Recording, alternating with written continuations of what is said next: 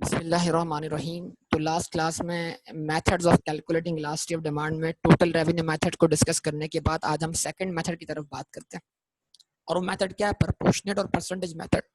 और total revenue method में जितनी भी हमने वेरिफिकेशन परफॉर्म की थी, जो फार्मूला अप्लाई करके Qn minus Q not divided by Qn plus Q not divided by 2 whole divided by Pn plus Pn minus P naught divided by Pn plus P naught whole divided by 2, तो ये divide by 2। तो ये जो आपने formula apply किया था, असल में यही फार्मूला प्रोपोर्शनेट और परसेंटेज मेथड में फॉल करता है। ठीक है, क्योंकि जो डेफिनेशन थी इलास्टिसिटी ऑफ डिमांड की, वो क्या थी?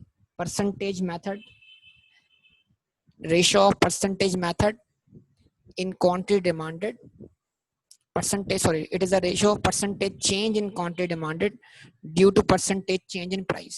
तो परसेंटेज मेथड में आपने क्या किया था? पर क्वांटिटी डिमांडेड का परसेंटेज चेंज को डिवाइड किया था परसेंटेज चेंज इन प्राइस से। तो मेथड आपके सामने है।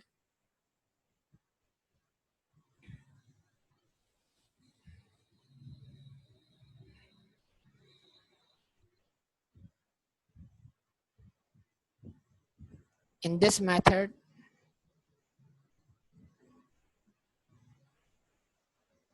we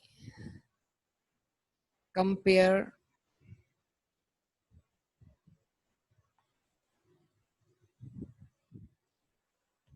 percentage change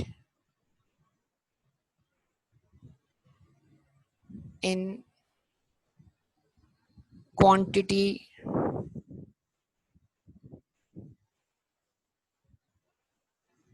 demanded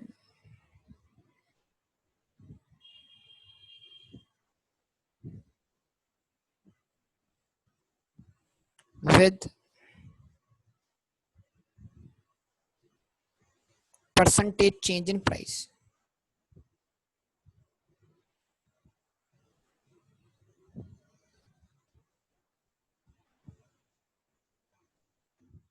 okay बेटा, सही है। Okay, in this method we compare percentage change in quantity demand with percentage change in price।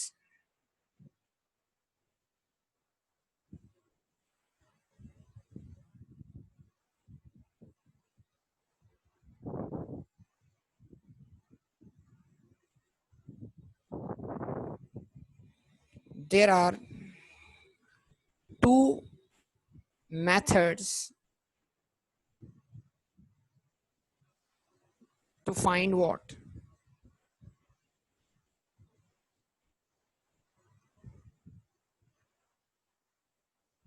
Percentage change. Percentage change मालूम करने के दो मेथड्स हैं। वो कौन से हैं? Number 1, arc elasticity of demand.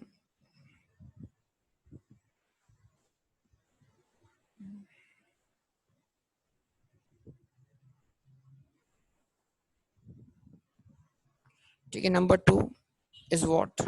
Point elasticity of demand।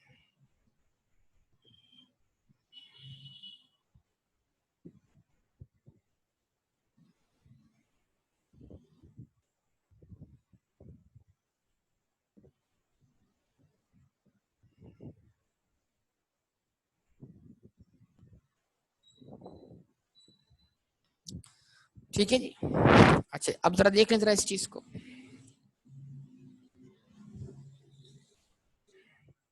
सबसे पहले बात करने जा रहे हैं किस पर? आर्क इलास्टिसिटी ऑफ डिमांड पर। Number 1, what is arc elasticity of demand?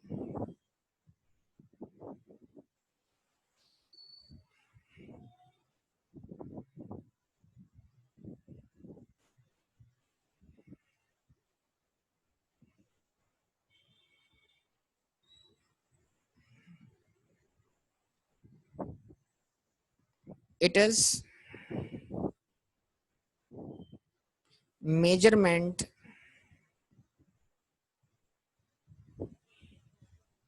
of elasticity of demand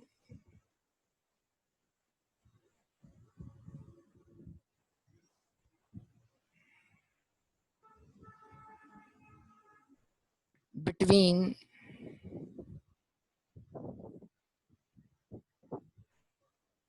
two distinct points on demand curve. Distinct मतलब वाज़े, जिसमें डिफरेंस आपको वादे दिख रहा है. Two distinct points on demand curve.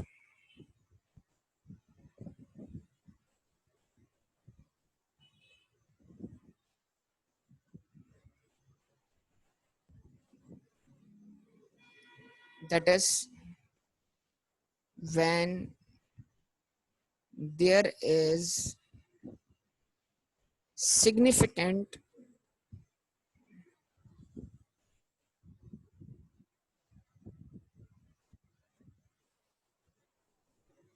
percentage change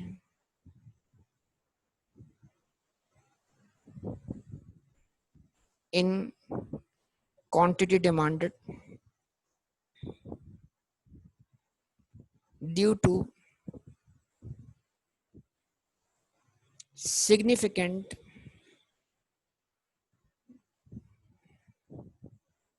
percentage change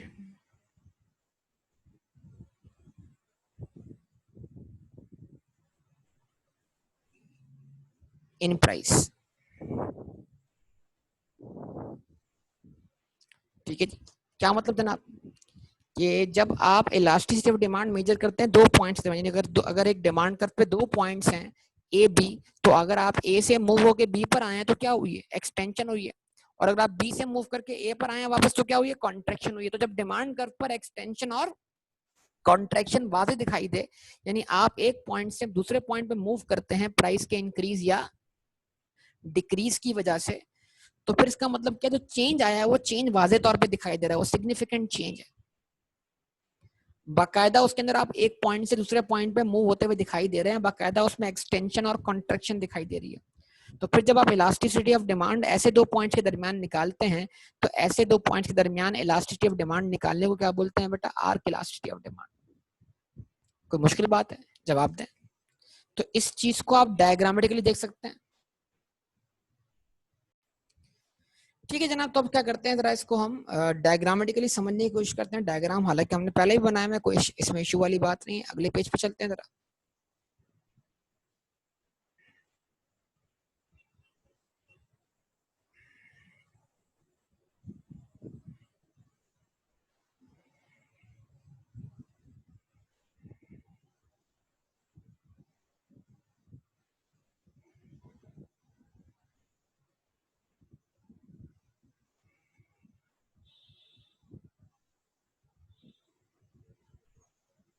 quantity demanded, price. ठीक है जी. अगर आप यहाँ पे डिमांड कर्व ड्रॉ कर दो,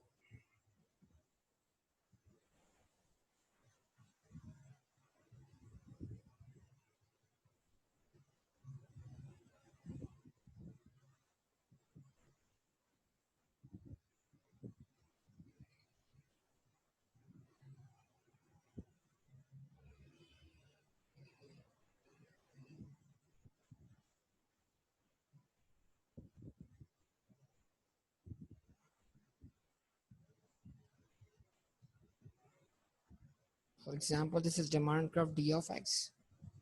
आप स्ट्रेट लाइन बना सकते हैं, नेगेटिव स्लोप, कोई इशू नहीं है.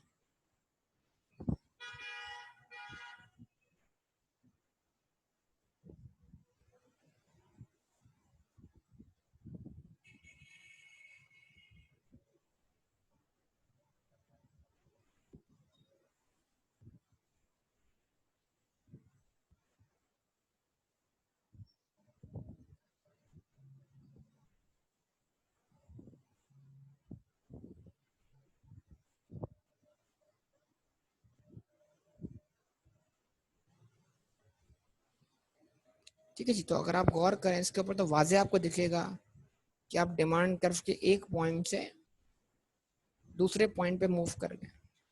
या तो आप ए से बी पर आ गए, या बी से आप क्या आ गए, ए पर आ गए. एक्सटेंशन या कॉन्ट्रैक्शन हुई है. तो अगर ये प्राइस पी नॉट थी और ये क्वांटिटी क्यू नॉट है, तो प्राइस पी नॉट से जब पी एन पर आई तो क्वांटिटी क्यू नॉट कहाँ चली गई, क्यू एन पर. तो जब हम पी नॉट से प्राइस को पी एन पे आता हुआ देख रहे हैं और क्वांटिटी को क्यू नॉट से क्यू एन पे जाता हुआ देख रहे हैं, तो हमें वाजे तौर पर डिमांड कर्व पे मूवमेंट अलोंग द कर्व दिखाई दे रही है बिटवीन 2 पॉइंट्स। तो क्योंकि मूवमेंट बिटवीन 2 पॉइंट्स हो रही है, तो इन 2 पॉइंट्स के दरमियान जो इलास्टिसिटी ऑफ डिमांड कैलकुलेट की जाएगी जिस फार्मूले से, उस फार्मूले का नाम क्या है? Arc elasticity of demand. हम बोलेंगे in the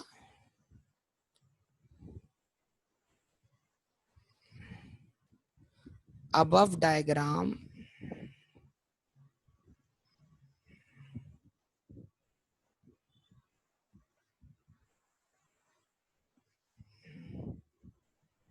elasticity of demand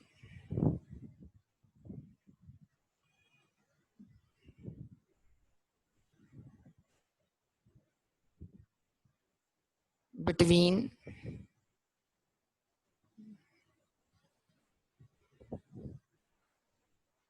two points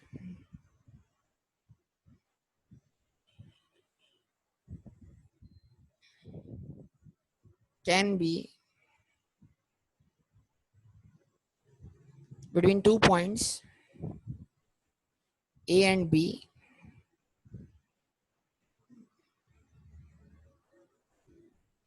can be calculated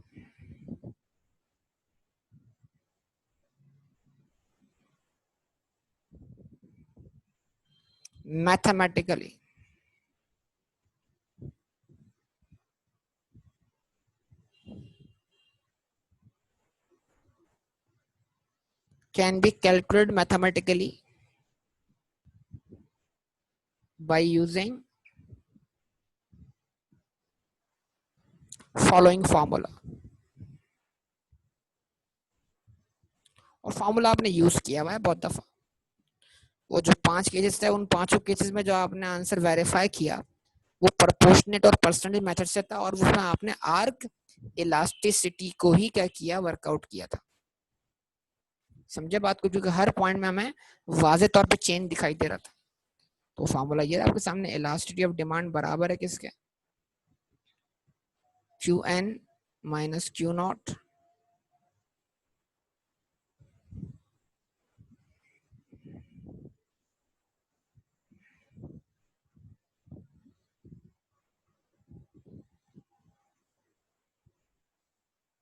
ठीक है, divided by q n plus Q not divided by 2। P n minus p nought, p n plus p nought divided by 2।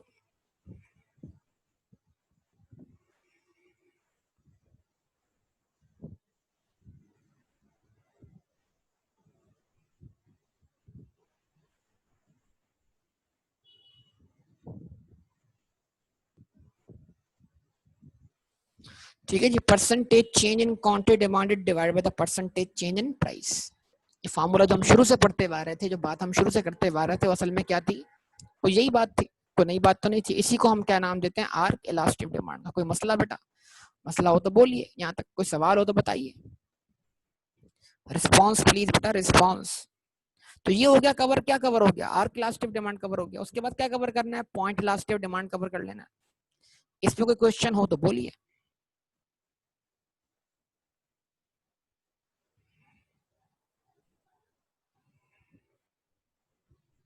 ठीक है,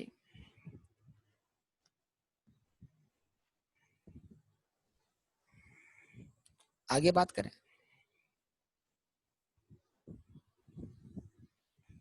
तो अगला हिस्सा हमारे पास क्या है? अगला हिस्सा हमारे पास है point elasticity of demand.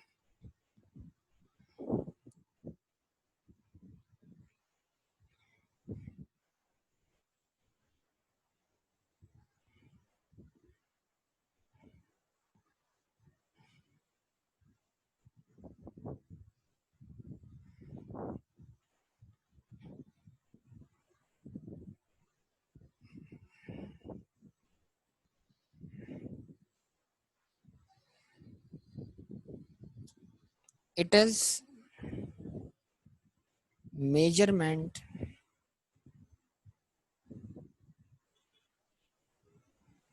of elasticity of demand exactly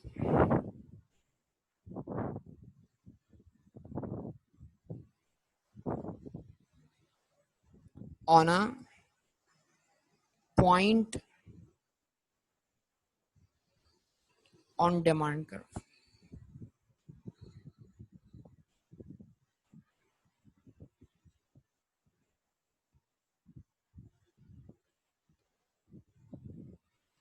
When there is a small or frictional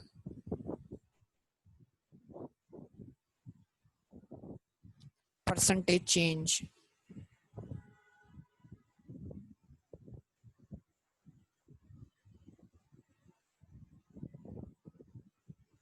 in quantity demanded due to small or frictional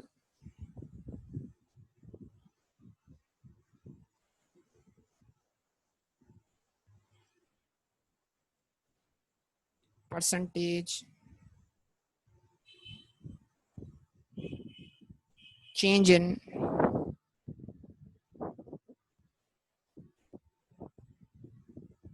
price. ठीक है जी। तो यानी कि जब परसेंटेज चेंज बहुत मामूली सा हो, मतलब कि वाजे तौर पर वो दिखाई ना देता हो डिमांड कर्व पर, तो डिमांड कर्व पे एक पॉइंट दिखेगा जनाब, तो एक पॉइंट पर एग्जैक्टली उस पॉइंट पर, मतलब एक केस में इलास्टिक ऑफ डिमांड निकाली जाए बिटवीन टू पॉइंट्स, और एक केस में इलास्टिक ऑफ डिमांड निकाली जा रही है एग्जैक्टली ऑन अ पॉइंट। हमने कहा जनाब when there is a small or fractional percentage change in quantity demanded due to smaller fractional percentage in price। ठीक है जी। अब ये पॉइंट इलास्टिक डिमांड कैसे कैलकुलेट करेंगे जनाब?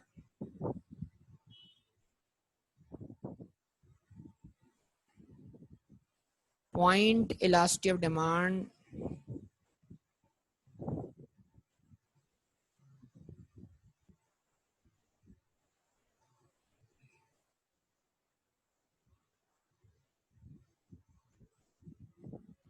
can be calculated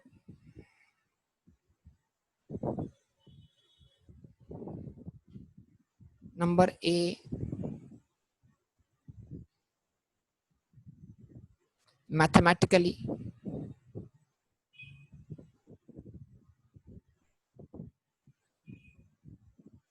ठीक है जी। मैथमेटिकली आप उसको कैलकुलेट कर सकते हैं।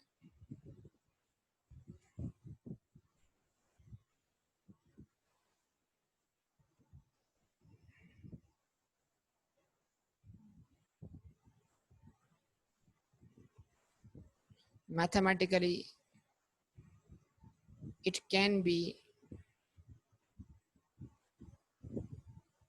calculated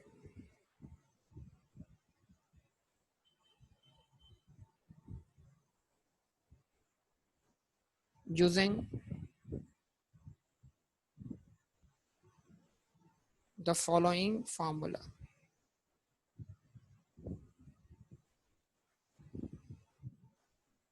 ठीक है जी। elasticity of demand is equals to Qn minus Q naught change in quantity। अब इसको डिवाइड बाय एवरेज क्वांटिटी नहीं करना है, इसको डिवाइड करते हैं किससे? ओरिजिनल क्वांटिटी से, क्योंकि एवरेज और ओरिजिनल में कोई खास फर्क नहीं है, क्योंकि चेंज जो है वो क्या इनसिग्निफिकेंट है, मामूली सा चेंज है। प्राइसेस चेंज हुई है पैसों के अंदर। पेट्रोल की कीमत जो थी, समझ लो फॉर एग्जांपल है, पेट्रोल की प्राइस चेंज होती है, पेट्रोल की कीमत 70 रुपीज थी, तब 70.5 हो गई, 70.4 हो गई, मामूली सा चेंज आया है, इनसिग्निफिकेंट चेंज है। समझे बात को या नहीं? तो Q N minus Q not divided by Pn minus P naught divided by what? Divided by P naught.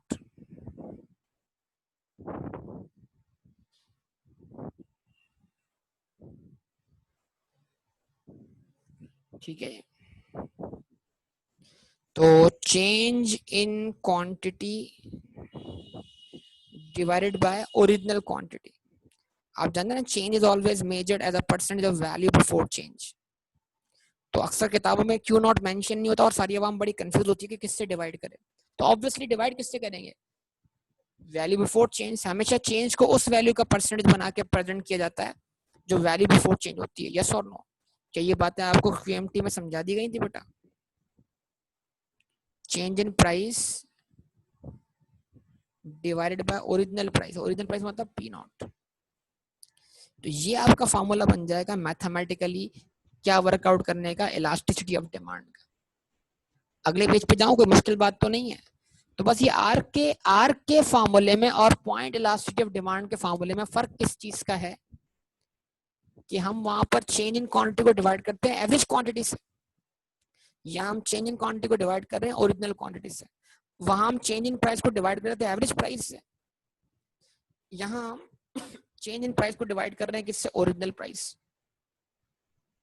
क्या ख्याल है बताइए, कोई मुश्किल बात है तो बोलिए. ये बात क्लियर है बेटा यहाँ तक सब लोगों को कि वर्कआउट कैसे करना है, फार्मूला क्या होगा, दोनों फार्मूले का फर्क क्या है, वहां सिग्निफिकेंट चेंज है, यहाँ इनसिग्निफिकेंट चेंज है, या फ्रिक्शनल चेंज है? प्लीज बेटा रिस्पॉन्स दें सब लोग.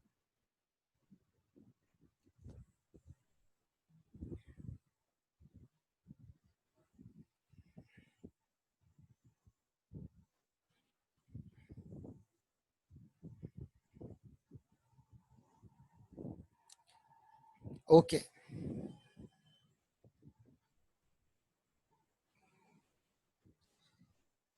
अब यहाँ से अगली बैच शुरू है जनाब, ज्योमेट्रिकली.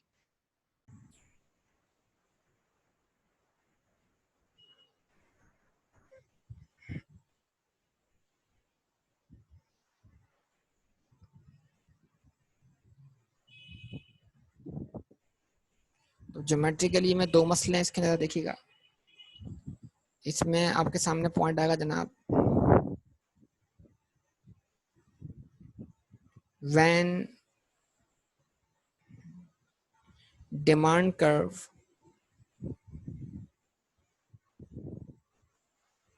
is linear function. जब डिमांड कर्व लीनियर फंक्शन है मतलब demand curve negatively slope straight line है.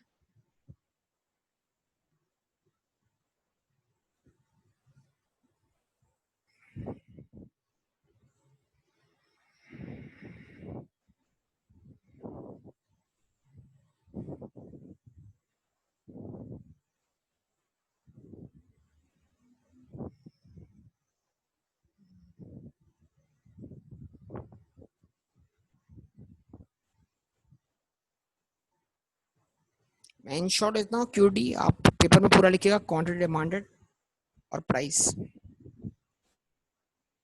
ठीक है जी. नाउ तो डिमांड कर्व को जरा बना लेते हैं यहाँ पे लीनियर फंक्शन.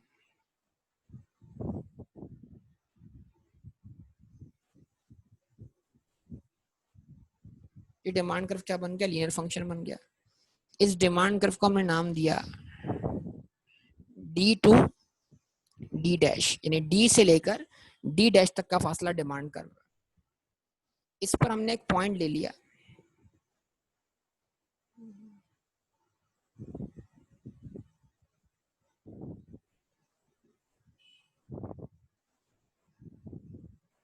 ये प्राइस है, क्वांटिटी डिमांड है. हम चाहते हैं जनाब ये पॉइंट एम है, तो एग्जैक्टली इस पॉइंट पे इलास्टिसिटी ऑफ डिमांड ज्योमेट्रिकली कैसे वर्कआउट की जाएगी.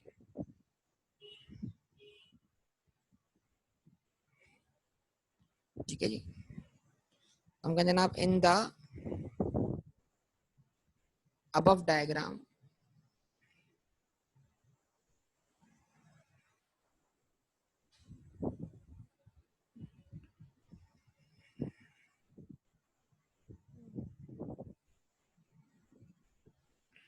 elasticity of demand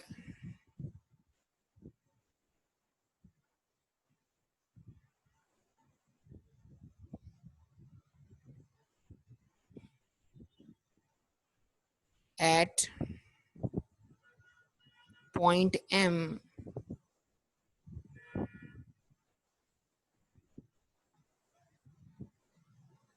on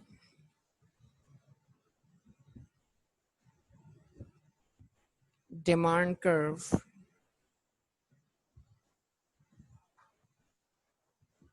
d dash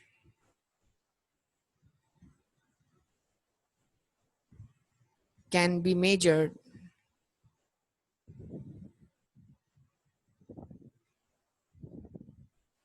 geometrically.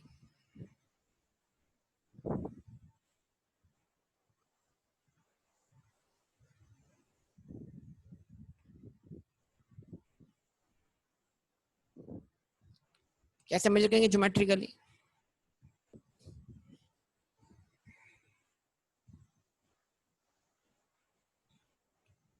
Elasticity of demand is equals to distance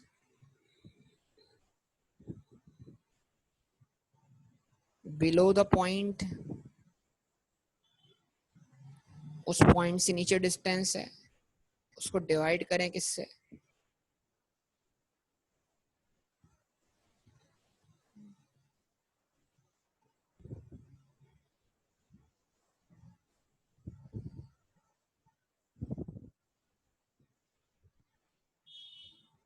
distance above the points. तो आप जरा देखिए geometrically distance below the point क्या है? हमें पॉइंट एम पे लास्ट डिमांड कैलकुलेट करनी है, तो डिस्टेंस बिलो द पॉइंट क्या है? डिस्टेंस बिलो द पॉइंट है एम से लेकर डी डैश तक का फासला। हम कहेंगे ज्योमेट्रिकली एम डी डैश जो है वो डिस्टेंस बिलो द पॉइंट है, और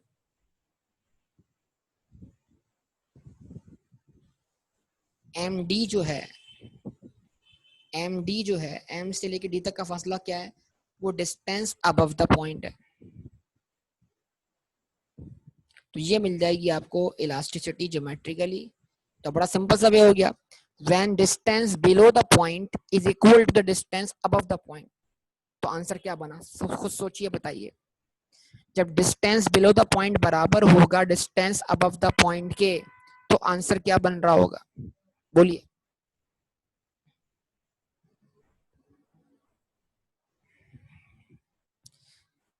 when distance below the point बराबर आ रहा होगा डिस्टेंस अबव द पॉइंट के, तो आंसर क्या बन रहा होगा? 1 बन रहा होगा ना बेटा। बाकी सब लोग किधर हैं?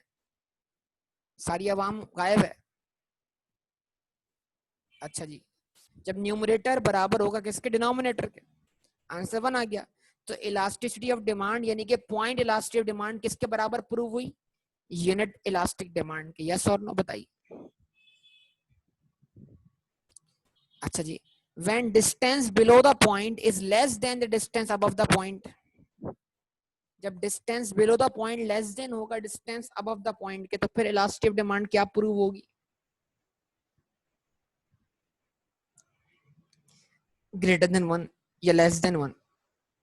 लेस देन 1 होगी ना बेटा, इन इलास्टिक डिमांड बोलेंगे उसको। क्यों? न्यूमरेटर छोटा है, डिनोमिनेटर बड़ा है। यस और no? When distance below the point is greater than the distance above the point. जब distance below the point greater than होगा किससे? डिस्टेंस अबव द पॉइंट से, तो फिर इलास्टिसिटी क्या प्रूव होगी? Greater than 1, so on. तो ये आपके सामने। तो डिमांड क्या कहलाएगी? इलास्टिक डिमांड कहलाएगी। Point elastic demand greater than 1 हो जाएगा आपके पास वहां पर। तो ये आपके सामने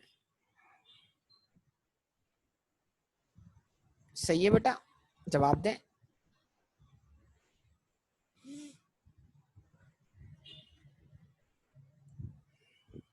अच्छा जी, ओके। तो डिमांड कर्व तो सर क्या होता है? नॉन लीनियर फंक्शन भी होता है। आगे बढ़ते हैं, इसका दूसरा हिस्सा कर रहे हैं।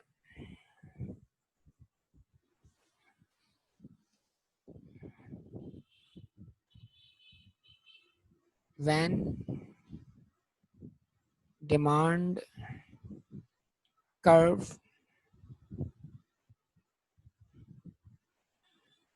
इज व्हाट, नॉन लीनियर, यानी कि curve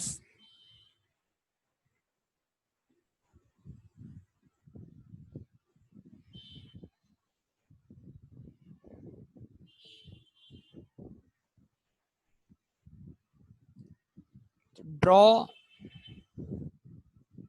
a tangent at a point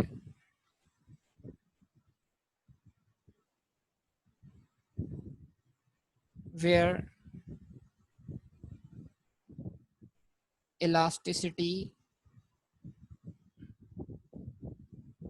of demand is required. Tangent draw करें उस पॉइंट पर जहां पर आपको इलास्टिसिटी रिक्वायर्ड है, ठीक है। जैसे कि डायग्राम बना लें,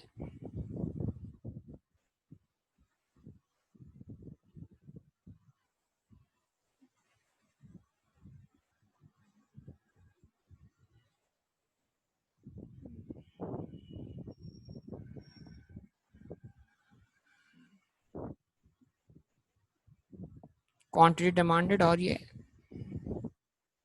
प्राइस, डिमांड कर्व ड्रॉ करते हैं इसके ऊपर।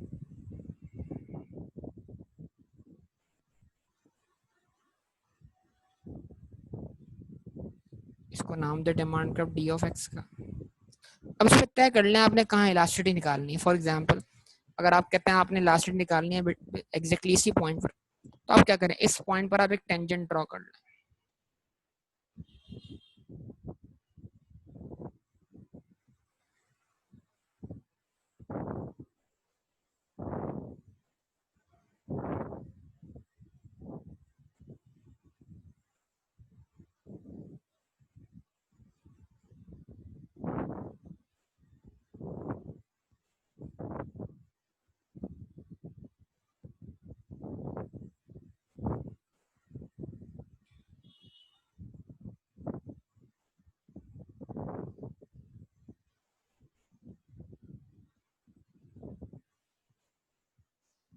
जिस पॉइंट पे निकालनी है उस पॉइंट पे ड्रॉ करें, बता देता हूँ अभी आपको सामने, ठीक है। जिस पॉइंट पे, मिसाल के तौर पर इस टेंजेंट को नाम दिया आपने बजट लाइन की तरह, ए बी, बजट लाइन नहीं बस ये खाली टेंजेंट।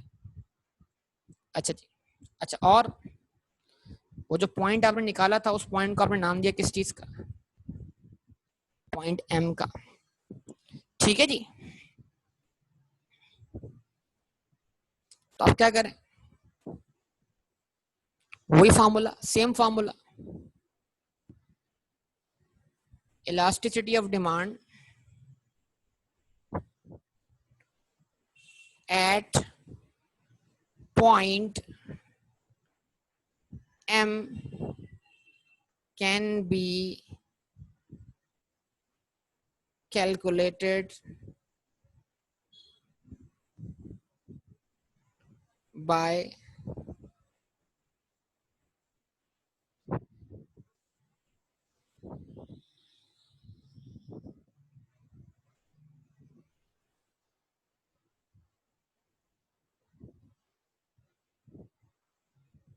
ठीक है जी। क्या लिखा आपने, distance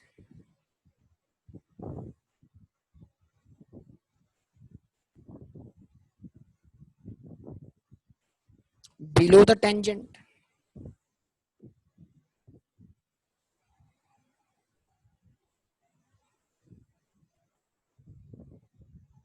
divided by,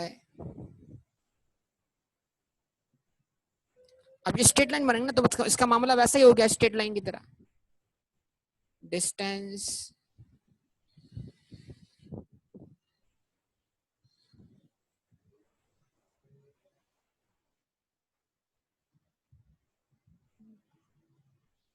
above the tangent। और ये आप जानते हैं इसमें क्या होगा, M से लेकर B तक का फासला डिवाइडेड बाय M से लेकर A तक का फासला। तो अगर m से लेके b तक का फासला बराबर है m से लेकर a तक के फासले के, टेंजेंट के दोनों पॉइंट्स जिस पॉइंट पे टेंजेंट आ रहा है m से लेके b और m से लेके a बराबर है, तो आंसर किसके बराबर आएगा? 1 के बराबर आएगा।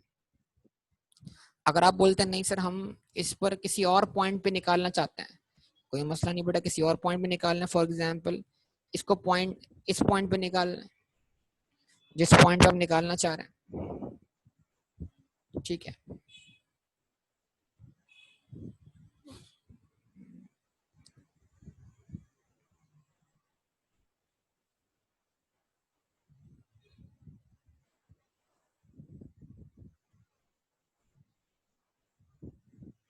ठीक है, तो आप इस पॉइंट पे टेंजेंट ड्रॉ कर लें।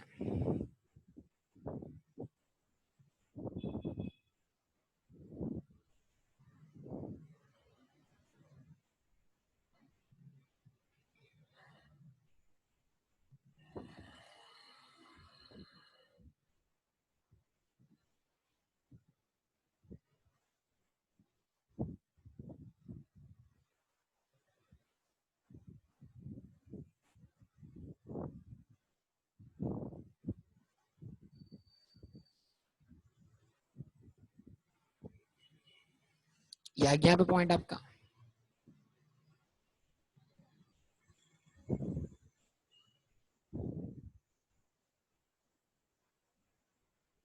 इसको नाम देते हैं आप किस चीज का? m dash. और इसको नाम देते हैं आप किस चीज का? क्या कहते हैं, tangent a dash b dash. अब टेंजेंट का एंगल चेंज हो गया, इलास्टिसिटी चेंज हो गया, आप देखें जरा, आप खुद बताइए। m डैश से लेकर b डैश तक का फासला लेस देन है m डैश से लेकर a डैश तक के फासले से, यस और नो बताइए।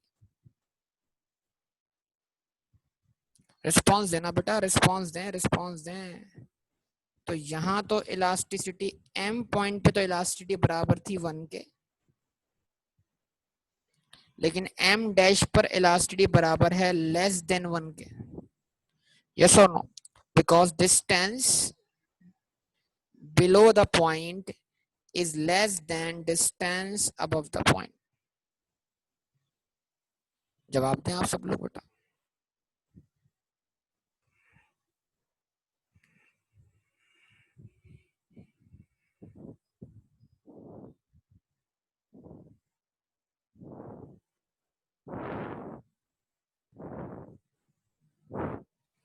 ऐसे ही। अच्छा जी। अब फॉर एग्जांपल आप चाहते हैं कि आप यहाँ टेंजेंट ड्रॉ करें इस पॉइंट पर,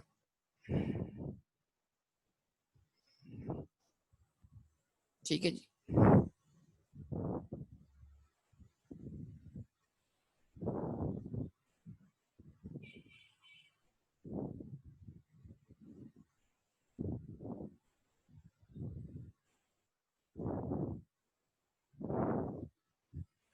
तो ये नया पॉइंट बन जाएगा आपके लिए।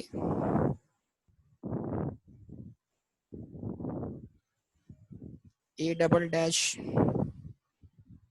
बी डबल डैश, और ये पॉइंट आपके लिए क्या होगा? M double dash. तो एम डबल डैश वाले केस में क्या है? Distance below the point is greater than the distance above the point. तो यहाँ पर आपके लिए इलास्टिसिटी ऑफ डिमांड जो होगी वो ग्रेटर देन 1 होगी, यस और नो? ये आपके सामने तमाम सिचुएशंस, ठीक है। कोई मुश्किल बात हो तो बताइए बेटा इसके अंदर। ये ज्योमेट्रिकल मेथड भी क्या हो गया आपका, कवर हो गया इसके अंदर। रिस्पॉन्स दीजिएगा इस चीज के ऊपर। चलें, अब फाइनली आप क्या करें, इसमें आप मुख्तलिफ सिचुएशन आप कैलकुलेट करके बता दीजिएगा मुझे। मैं आपके सामने बस खाली स्ट्रेट लाइन ड्रॉ करता हूँ। अब चाहे उस स्ट्रेट लाइन को आप टेंजेंट माने, चाहे आप उस स्ट्रेट लाइन को आप डिमांड का मान लें, आपके ऊपर है। तो हम लेंगे जनाब, यहाँ लिखते हैं different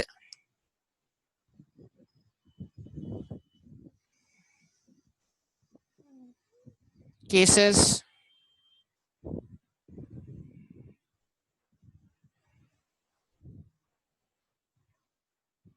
of point elasticity of demand.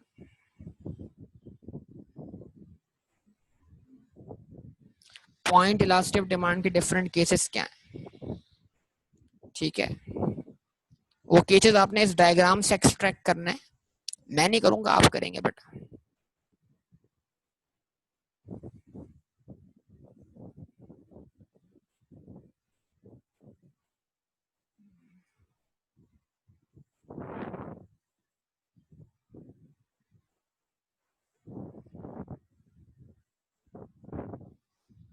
ठीक है,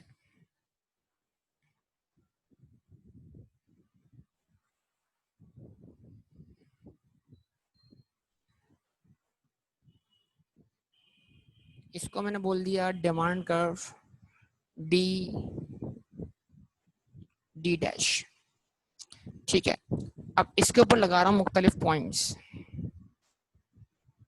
पॉइंट एम ए,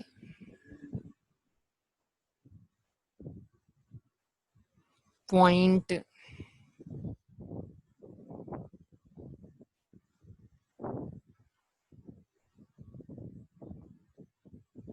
बी,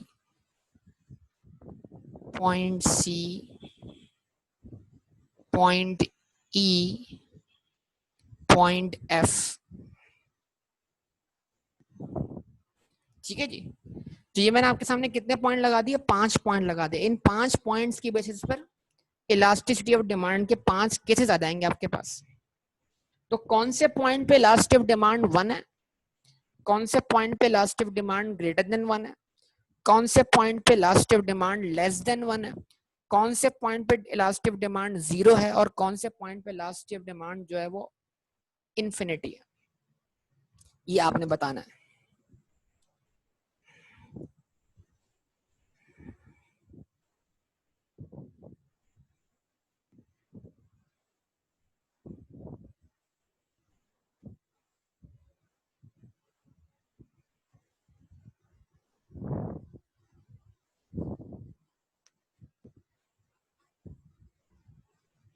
ठीक है जी, तो वो आप देख के बताएंगे बेटा। मैं इंशाल्लाह इसको यहीं से शुरू कर दूंगा कल से, और इसकी जो फर्दर बातें हैं वो अगली क्लास में हम कवर कर लेंगे। ओके, क्लियर बेटा? यहाँ तक स्टॉप करेंगे, बाकी बात अगली क्लास में। बस ये हो गया यहाँ तक, आप इसको कंप्लीट कीजिएगा आप लोग लाजमी। ओके बेटा, ओके, अल्लाह हाफ़िज़।